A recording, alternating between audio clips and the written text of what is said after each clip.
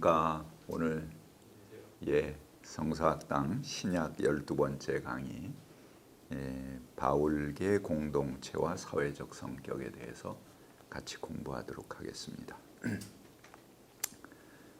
먼저 거기 성경 말씀을 사실은 쭉 같이 읽어보고 토론하고 그 다음에 공부하면 좋은데요. 본문 중에 이제 그 설명이 나올 테니까 그때 보도록 하겠습니다. 예수님 때하고 바울의 선교의 시대하고 많이 좀 달라진 변화들이 생겼습니다. 예수님 당시에 로마가 추진하는 도시화 작업들이 여러 군데 진행되었습니다. 특히 로마는 갈릴리 호수 주변에 10개의 도시, 그러니까 우리 데가볼리 그러죠? 데카폴리스를 건설을 했고요. 그 정책적으로 추진되는 그런 도시화 작업들이 그곳에서 진행됐습니다. 그러니까 도시를 건설하려면 많은 노동력이 필요하지 않습니까?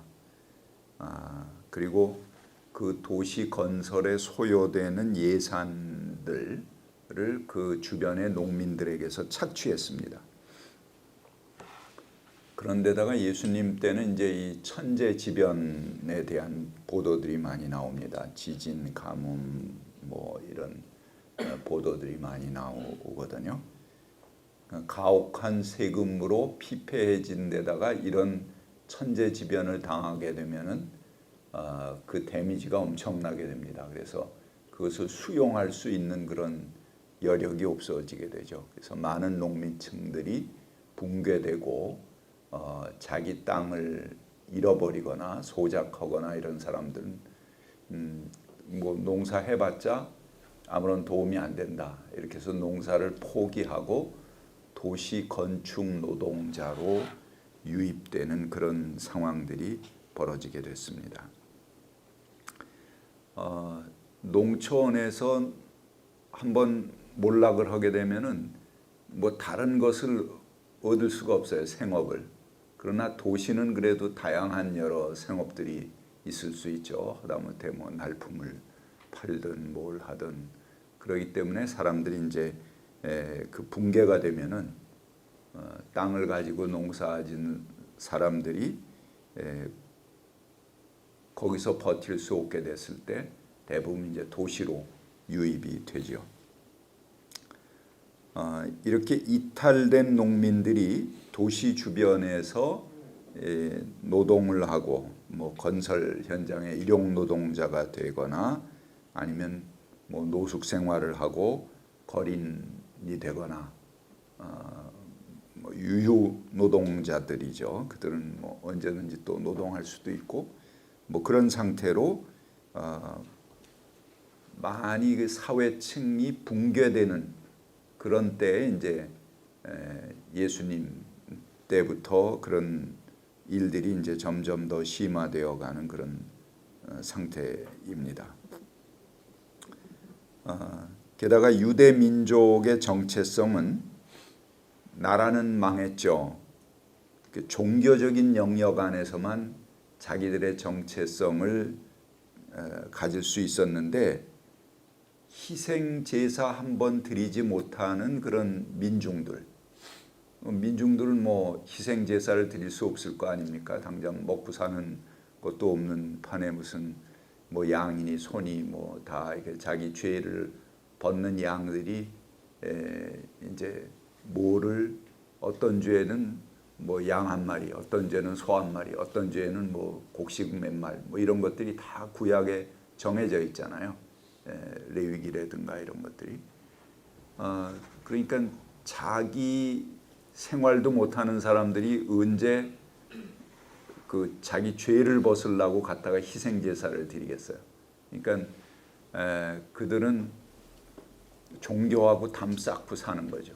그러니까 그게 뭐 그들이 게을러서 하나님을 멀리해서 그런 것이 아니고 그들의 삶 자체가 하나님께 나아갈 수 없는 그런 삶이 되는 것입니다. 오늘 우리 한국 교회도 그런 사람들이 이제 더러 많이 있습니다. 그래서 그들은 이제 희생 제사를 이게 물질이 매개가 돼서 종교적인 정결성을 확보하는 그런 종교가 바로 유대 종교이기 때문에 물질이 없는 사람들은 하나님께 나아가지 못하고 또 그렇게 된 사람들은 종교 지도자들이 사실은 감싸 안아야죠. 그런 사람들을 이런 그 사회적인 틀들을 다 잘 알 텐데 그래서 그 민중들을 감싸 안고 함께 가야 될 텐데 역시 배제해 버립니다. 왜? 그들은 희생 제사를 한 번도 드리지 못한 사람이니까 종교법상 죄인이죠. 죄를 벗지 못했으니까. 그래서 죄인이다 이렇게 낙인 찍어 놓는 것입니다. 그러니까 그들은 경제적으로도 타격을 입고 또 종교적으로도 죄인이라는 그 멍해를 뒤집어 써야 되고 이런 이중의 중압감이 가해지는 것입니다. 그리고 이렇게 한번 죄인이 되면은 그 농촌 지역에 빤히 아는 데서 살아갈 수가 없어요. 그러니까는 도시는 이제 익명성이 있고 여기저기 그저 모르는 사람들이 몰려드니까 그런 데서 자기 신분을 숨기고 살아갈 수는 있는데 농촌 지역에선 그대로 노출되니까 살아가기가 어렵습니다. 그래서 그들은 이제 대도시로 이동을 강제당하게 됩니다. 근데 기독교는 바로 그런 그 사회가 붕괴되고 막 이렇게 도시로 몰려들거나 농촌에서 이제 몰락하는 농민들 이런 사람들이 최초의 그 주체로 참여한 그런 운동이라고 볼 수 있고요. 그런 종교라고 그렇게 볼 수가 있습니다. 그래서 지난 시간에 유대와 로마와 이제 전쟁을 벌이지 않습니까? 66년부터 73년까지 이어지는 이제 뭐 항복 선언은 이제 70년 9월 2일 날 했습니다만 그 이후에 나머지 이제 전쟁까지 해서 계속 진행되고 그 다음에 유대인들이 예루살렘에서 살 수 없게 쫓겨나니까 어차피 유대 종교는 재편돼야 돼요. 희생 제사를 중심으로 하던 종교를 계속할 수는 없습니다. 그러니까 그들이 이제 옛날 바벨론 시대 때 그 성전 없을 때 경험을 했죠. 그때 이미 회당이라는 걸 중심으로 말씀을 읽고 토라를 읽고 나누는 그런 종교를 시험했습니다. 그 유대 종교가 이런 회당 중심으로 말씀의 종교로 탈바꿈하는 그 틈새에 기독교는 그 밑에 있던 하층민들을 연대해서 그들을 위로하고 돌보는 유대교가 버린 그런 층들을 쫙 이렇게 끌어안고 가는 거죠. 그렇게 하면서 새로운 크리스찬 운동들이 새로 시작되고 크리스찬 신앙이 거기서 출범을 하게 되는 겁니다.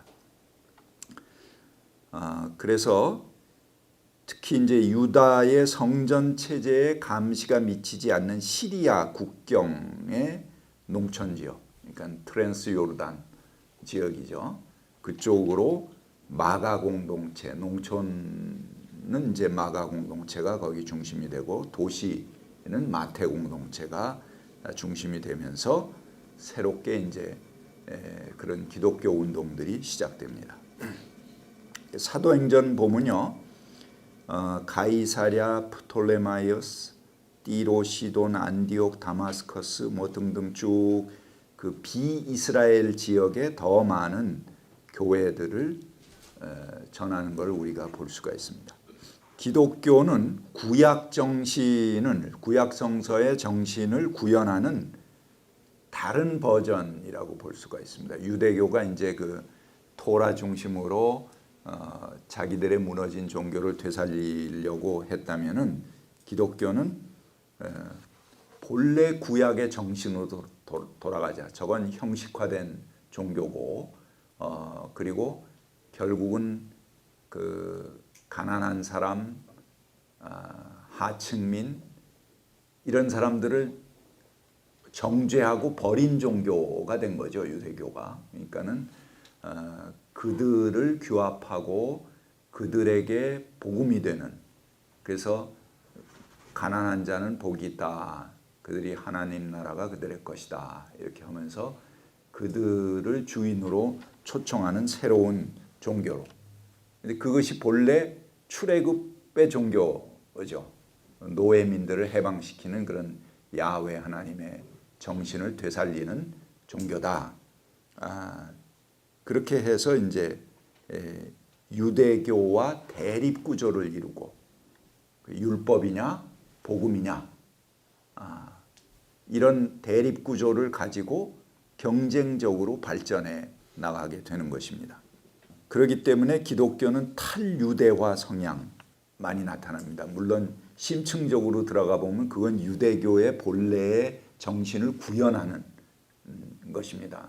그러니까 그들이, 유대교가 본래 구약의 야훼 하나님의 정신을 잃어버렸다, 거기서 이탈했다라고 생각을 하기 때문에 그 하나님을 다시 찾는 그런 운동이 기독교의 운동이었다, 이렇게 볼 수가 있습니다. 그래서 유대교가 유대인들에게만 전파력을 가졌다면 기독교는 비이스라엘 지역에 있던 사람들에게 광범위하게 전파됩니다. 훨씬 더 그 유대인들에게는 뭐 그 유대교가 상당히 경쟁력이 있겠지만 어차피 이제는 세계화돼서 전 세계로 흩어질 수밖에 없는 그런 정치적 상황이 됐잖아요. 그런 상황에서는 그 유대교적인 것들을 요구하는 종교보다는 새로운 그 성서의 하나님을 이방 사람들에게도 전파하는 기독교 공동체가 굉장히 호응을 일으키면서 사람들에게 받아들여지게 되는 거죠. 그래서 이것이 이제 본래 예루살렘 공동체와 유다 공동체를 훨씬 능가하는 규모로 성장해 나가고 급속도로 전 세계로 이제 퍼져 나가게 됩니다. 자, 오늘 이제 그런 사회적인 틀들을, 배경들을 이제 쭉 바울 공동체에서 찾아볼 텐데요. 고대 로마 사회에서 그 어떤 범주들이 사회적 계급을 결정하는데 어떤 범주들이 사용됐는가 하는 것들을 먼저 좀 보겠습니다. 먼저 첫 번째, 혈통입니다. 로마와 그리스 출신 하고, 그렇지 않으면 이방인이죠. 근데 이방인은 거의 야만인으로 생각하는 그런 민족적 우월감을 가지고 이제 진행됐습니다. 두 번째는 평민, 귀족과 평민, 이렇게 양분되는 것입니다. 뭐 우리가 중산층, 중간계급 이런 건 전부 이제 현대적 개념이죠. 이거는 근대의 이제 시민 사회라는 것 이후에 나타나는 개념이고, 고대 사회는 그냥 귀족과 평민, 이렇게 두 가지로 양분될 뿐입니다. 세 번째는 자유인이 있고 자유를 얻은 노예가 있고요. 그 다음에 노예로 나눠집니다. 근데 자유를 얻은 노예가 자유를 얻으면은 완전 자유인이 돼야 되잖아요. 근데 그 노예의 딱지는 그냥 붙어져 다닙니다. 노예가 자유를 얻더라도 그거는 해방된 노예, 이렇게 이름을 붙이고 신분의 제약이 있습니다. 완전한 해방을 주지 않는 거죠. 그냥 그 꼬리표를 붙여놓고 그 사람은 이제 그저 노예와 자유인의 중간 정도의 취급만 해주는 것입니다. 네 번째는 부에 따라서 뭐 재산이 많으면은 그만큼 이제 대접을 받고 그렇게 되는 거죠. 다섯 번째는 직업에 따라서 귀천이 갈립니다. 여섯 번째 나이에 따라서 뭐 물론 이게 장유유서겠죠. 일곱 번째는 성별에 따라서 신분이 갈려지게 됩니다. 물론 여기도 이제 남존여비의 가부장적 영향권 아래 있습니다. 이런 일곱 가지 범주 또 뭐 여기 열거하지 않은 다른 범주들도 있을 수 있습니다. 그 이상이 될 수도 있는 조건들에서 모두 이 성골로 선택이 돼야지 그 다음에 높은 신분으로 올라가는 겁니다. 거기서 하나가 이렇게 잡종이 돼 버리면은 그거는 밑에 계급으로 떨어져 버리는 거죠. 근데 뭐 사람들이 그렇잖아요. 이 중에 이제 여러 가지를 다 이렇게 갖출 수도 있지만 몇 가지는 갖추고 몇 가지는 떨어질 수 있고 그렇죠. 어떤 사람이 뭐 로마인이고 귀족이지만 부가 따르지 않는다든가 뭐 이런 그 여러 가지 조건들이 이제 복합적으로 나타나잖아요.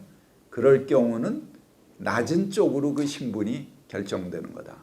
왜 그러냐 하면은 이건 이제 최고의 상층부, 배타적 권리를 갖는 그런 귀족 계급을 선별해내기 위한 범주들이죠. 그러니까는 이게 뭐 신분부터 나면서부터 이런 구분들이 있는 게 아니고 자기들이 어떤 특권적 지위를 소수화시키기 위해서 이런 신분 범주들을 이제 관리하는 것 아닙니까? 그러니까는 그 중에 하나만 어떤 뒤섞인 그런 게 되면은 그건 이제 잡종이 되는 겁니다. 그래서 밑에 신분으로 취급을 당하게 되는 거죠. 자, 로마는 상층 하층의 구조만 있고 중간층은 없습니다. 상층의 최고 정점에는 황제가 있고 원로원, 의원과 기사 등이 자리 잡고 있습니다. 원로원, 의원은 당시 약 600명 정도였다 그렇게 이야기합니다. 물론 이제 후대에 가면은 굉장히 그 원로원 의원들이 좀 많아집니다. 이렇게 그렇지만 이제 대체적으로 한 600명 로마의 그 전성기 시대에는 600명 정도를 유지해 나갑니다. 당시의 전체 인구를 약 5천만 명 정도로 추정합니다. 그렇게 본다면은 원로원 의원은 10만 명의 한 명꼴로 선택을 받은 그런 꼴입니다. 이들의 평균 재산은 약 25만 데나리온. 이게 한 데나리온이 노동자 하루의 임금이거든요. 그러니까 25만 일이면은 이게 약 700년에 해당합니다. 700년치의 임금인데요. 지금의 돈으로 환산을 하면은 하루 10만 원으로 계산할 때 약 250억 정도 대충 그 정도가 됩니다. 그게 이제 그 원로원 의원들이 갖는 그런 재산의 평균 정도였다. 원로원 의원은 집정관이나 행정관 등으로 수고한 전직 관료들입니다. 그래서 황제의 자문을 구하고 또 뭐 형식상 황제를 임명할 때 이 원로원들이 이제 임명을 하거나 또 식민지가 확대되면은 고위 치안관이나 고급 장교, 속주의 행정 책임관 등으로 파송되기도 합니다. 그리고 뭐 이 사람들은 물론 이제 지주들이었죠. 그래서 정복된 땅은 황제가 직접 영향력을 행사하는 황제의 속주가 있고요. 그 다음에 원로원이 영향력을 행사하는 이게 뭐 황제가 혼자 독점 오면은 그 아무리 제정이지만 오래 가지 못하겠죠. 그러니까 적절하게 이제 그 상층부들을 달래고 같이 그 기득권을 나눠 가져야 되는 거죠. 그러니까 그 기득권에 선택받은 틀이 이제 원로원이라는 틀이고, 그래서 원로원 속주가 있고 황제 속주가 있고 그렇게 해서 서로의 이제 이익을 배분하는 것입니다. 근데 이 황제 후에 갈수록 이제 원로원 속주가 더 막강해집니다. 그래서 아주 알짜배기들은 원로원에서 관리를 하고 원로원 속주에 속하게 되고 그런 현상들이 이제 벌어지게 되죠. 그 속주는 원로원 속주는 전 집정관, 이건 이제 프로콘설이라고 하고요. 전 법무관은 프로프렉터라고 하는데, 여러분 본디오 빌라도는 이 고고학 그 지역에서 이제 발견된 고고학 자료에 보면은 프로프렉터 폰티우스 필라투스 이런 그 비문이 나옵니다. 그러니까는 전 법무관 출신이었다 하는 것을 알 수가 있죠. 이 밖에 이제 벨릭스 총독, 베스도 총독 이런 것이 이제 사도행전에 언급이 되죠. 그 다음 층은 기사층입니다. 기사 계급은 전쟁과 노예 무역을 통해서 부상한 신흥 귀족입니다. 대개 5,000명 정도가 있었다, 그렇게 얘기를 합니다. 이들은 이제 직접 황제에게 자귀를 받습니다. 그리고 이들은 대체적으로 원로원의 절반 정도의 재산을 가졌다고 합니다. 그래서 티베리우스 황제 때 그 2세대 이전부터 자유인인 사람이라야 기사 자기가 가능합니다. 해방된 자유인은 거기 그 제외됩니다. 그 다음에 이제 속주의 그 원로원, 그러니까 속주의회죠. 우리 요즘 얘기하면 지방의회 같은 그런 겁니다. 거기에 이제 의원들은 데큐리오라고 부르는데, 기사 가문 중에서 군사와 행정을 담당했고 대개 25,000 데나리온 정도의 재산을 가진 사람.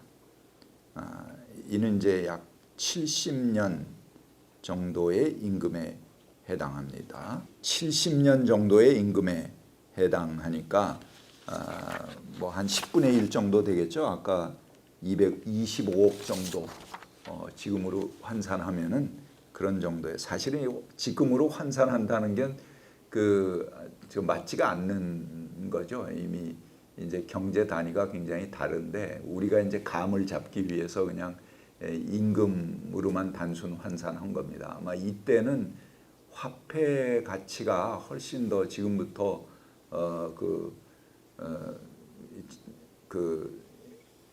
아마 있는 그런 시대이기 때문에 그 가치 정도는 지금보다 훨씬 더 높은 그런 가치가 될 겁니다. 자유인이 되는 것은 황제의 허락사항이었습니다. 그 외에 전부 노예에 해당하는 신분입니다.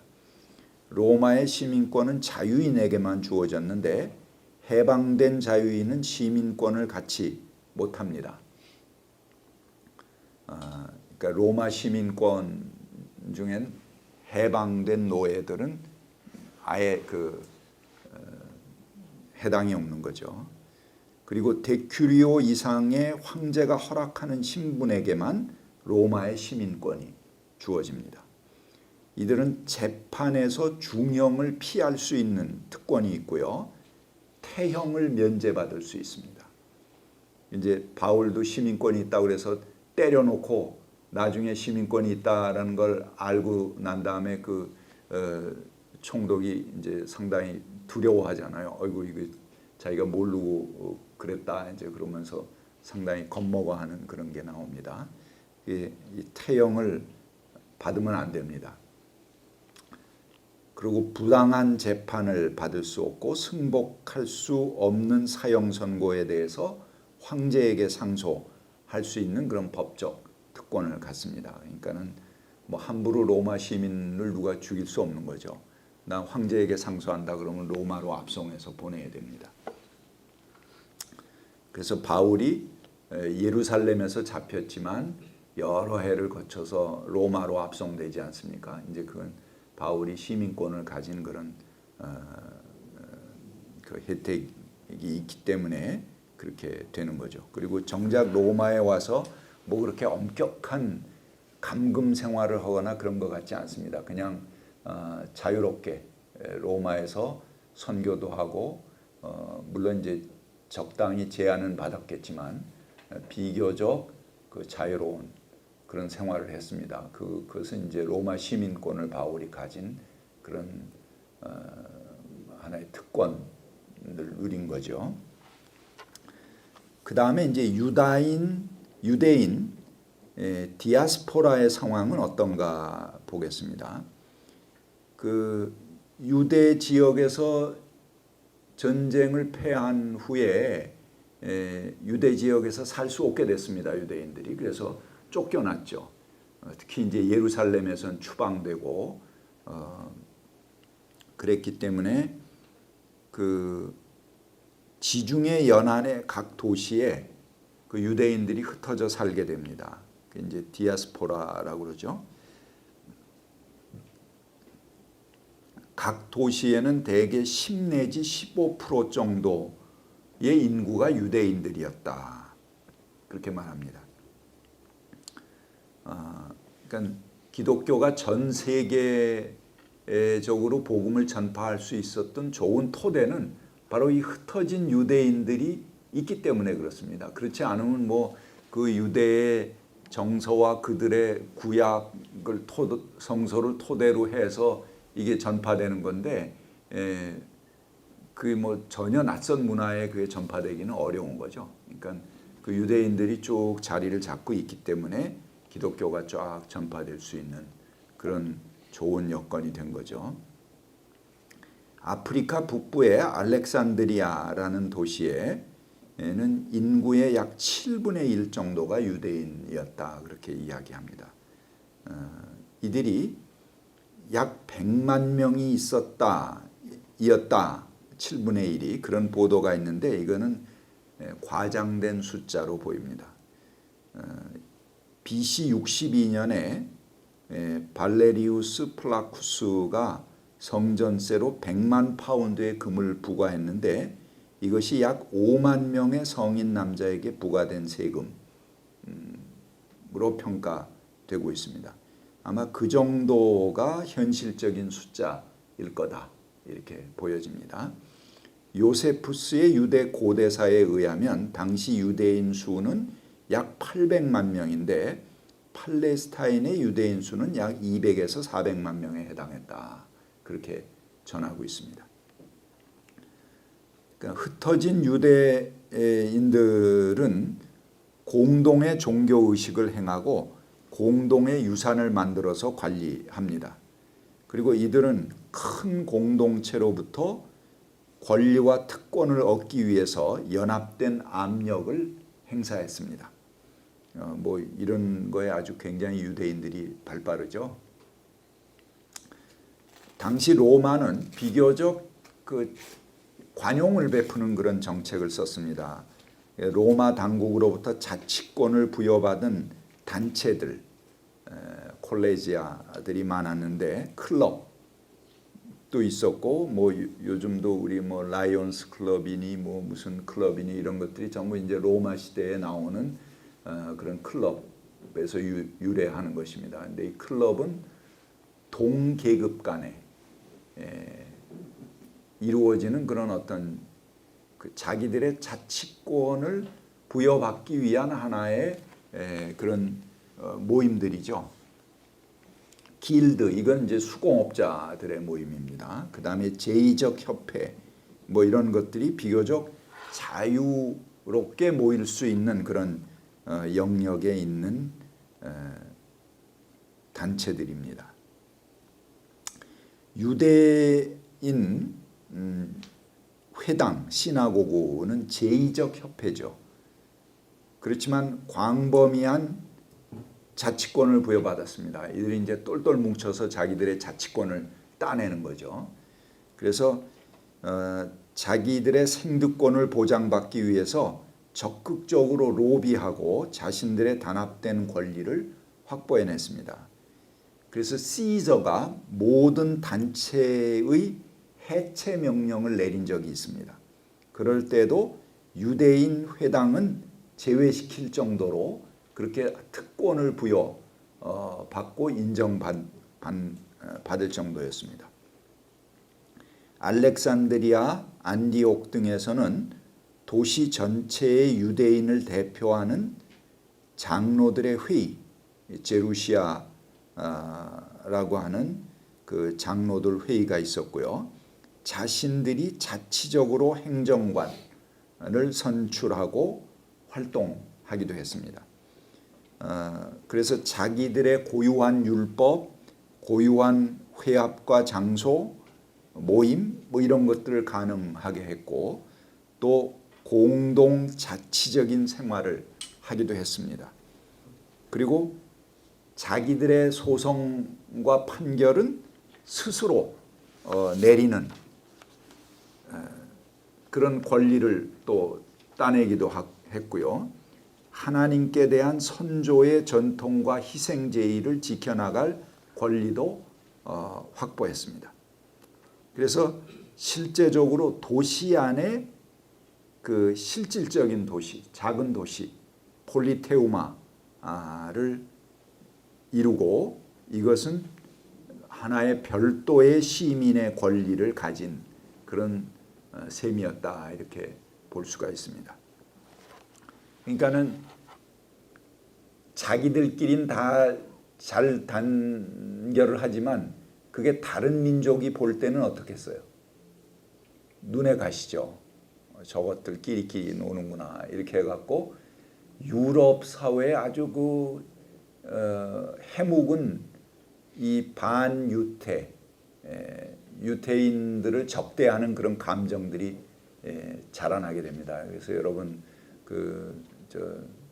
베니스의 상인에서도 거기 이제 그 고리대금업자고 아주 고약한 것으로 나오지 않습니까? 이제 이렇게 그 유대인들이 이제 굉장히 그 질시의 대상이 되는 그런 문화가 이제 유럽 사회 전반에 깔려 있는 거죠. 이제 그것을 정치적으로 잘 이용해 먹은 이가 히틀러입니다. 자기 독재를 하고 인기를 끌어야 될 텐데 가만히 보니까 이 유대인들에 대한 혐오감이 굉장히 그 독일인들에게 팽배해 있거든요. 그러니까는 그걸 잘 정치적으로 이용을 해서 유대인을 때려잡으면서 자기는 정치적으로 주목받고 인기를 얻는 그런 정치적 선택을 한 거죠, 히틀러가. 자, 그러면 바울 공동체의 구성원들은 어떤가 하는 걸 살펴보겠습니다. 바울 주변의 사람들은 바울 서신에 65명의 이름이 전해집니다. 그리고 사도행전에 13명이 전해지고요. 그러니까 약 80명 정도의 그 이름들이 전해지죠. 근데 이들을 분석해 보면 대개 기술공, 소상인의 계층에 속하는 사람들입니다.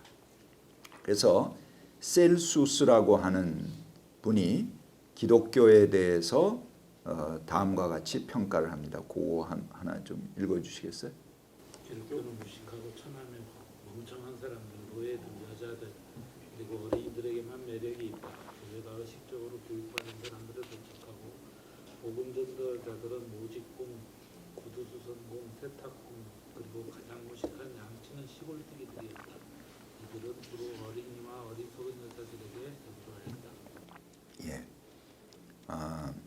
그러니까 초기에 이제 기독교는 이렇게 그 낮은 계층의 사람들에게 전파가 된 거죠.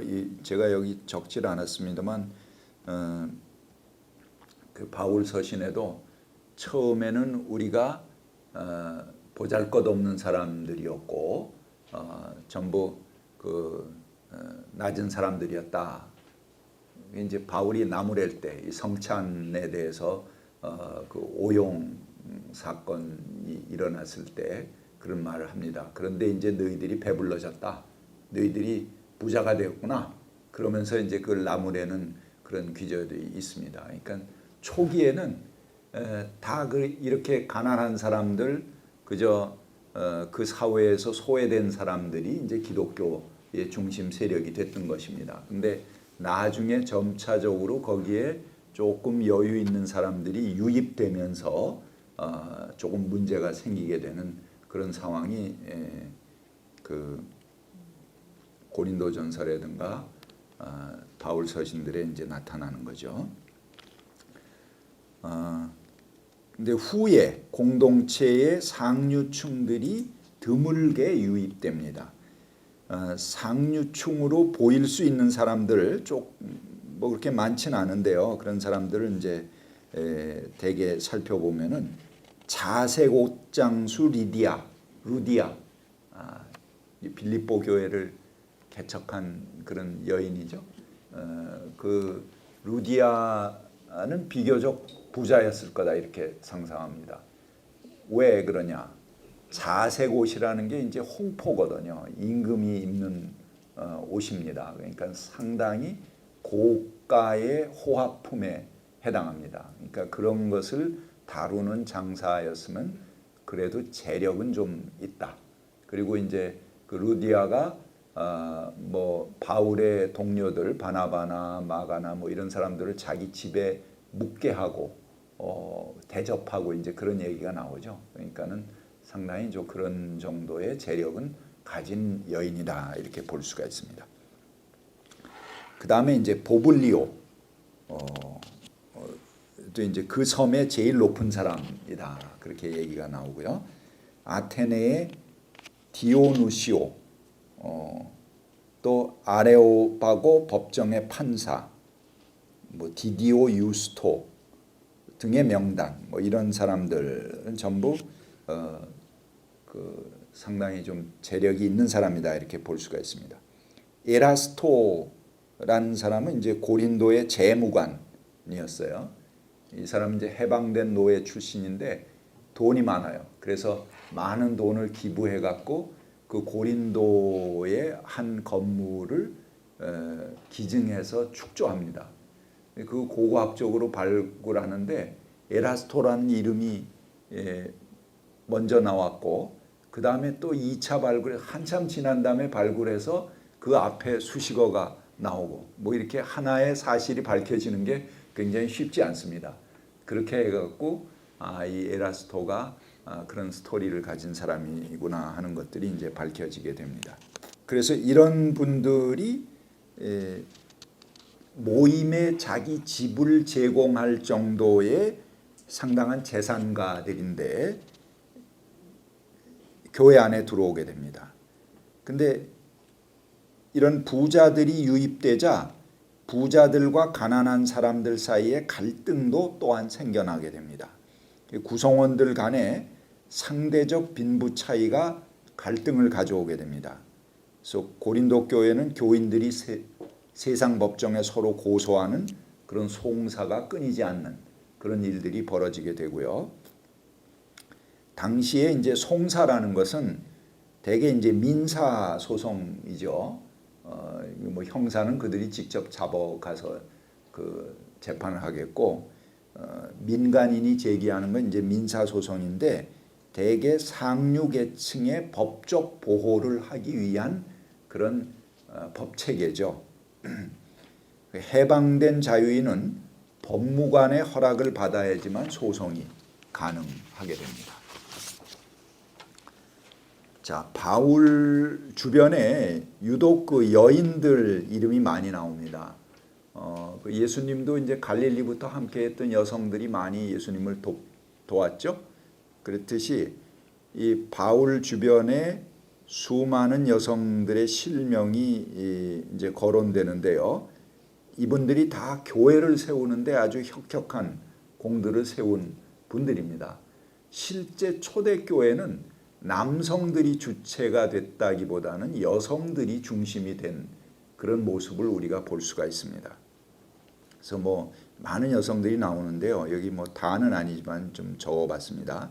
간디게, 두루실라, 베니게, 미시디아, 안디옥의 여성들, 데살로니카의 여성, 베레아의 여성, 삽비라, 요한 마가의 모친 마리아, 루디아, 뭐 베베, 뭐 또 우리 아까 브리스길라와 아굴라 할 때 브리스길라와 아굴라에서 브리스길라가 여성이에요.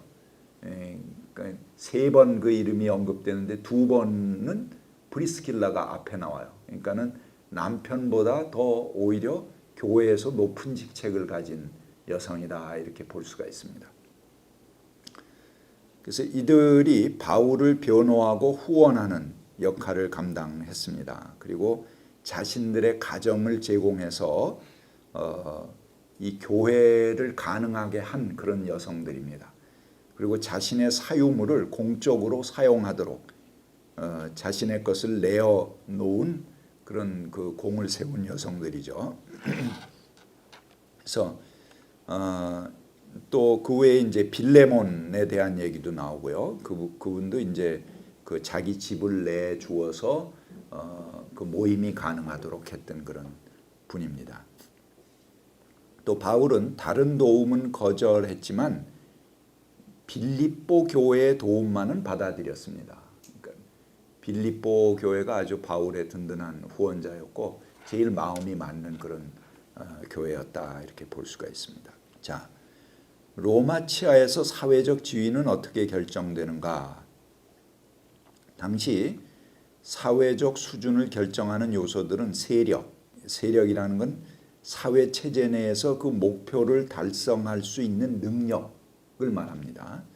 또 직업의 명성도, 수입 혹은 재산, 교육과 지식의 정도, 종교적이며 의식적인 순결함, 가문과 민족 집단의 위치, 지역 공동체의 지위에 따라서 결정이 됩니다. 그래서 한 개인의 지위는 각 차원에서 그 사람의 등급의 복합체다 이렇게 볼 수가 있습니다. 즉 그 사람이 위치한 민족, 신분, 시민권, 개인적 자유, 부, 직업, 나이, 성, 공직 혹은 공운 등에 따라서 결정되는 복합체가 그 사회적 지위고 신분이다 이렇게 볼 수가 있습니다.